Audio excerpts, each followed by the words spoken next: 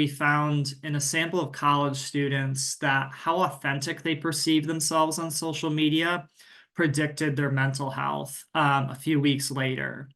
However, we found that how authentic they perceive themselves offline did not predict mental health over and above how authentic they perceive themselves on social media. So the implication here is that how authentic young people perceive themselves on social media may matter more than how authentic they perceive themselves in their offline environment. We measured authenticity in terms of how authentic they perceive themselves. So there have been some validated measures of this. And the one we use considers authenticity in terms of 3 components. The first is self-alienation. This is the perception of not knowing yourself. The second one is authentic living. And this is like the similarity between how your conscious or subjective experience in your behavior. So if you feel like you're behaving in a way that is consistent with how you're feeling, that would be, you can kind of consider that as authentic living, a perception of living authentically.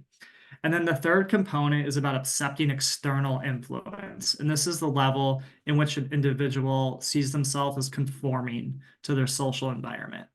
So folks that perceive themselves as less self-alienated, higher on authentic living, and less likely to accept external influence indicates more or greater perceived authenticity. 20 years ago, digital technologies and the online world was pretty separated from the offline world. You know, you had to log onto a computer, for example, to access the internet. But now people with mobile phones can just switch, you know, in a blink between our offline and social media lives. So in a way, our offline and social media worlds have collided, or the boundaries are less distinct.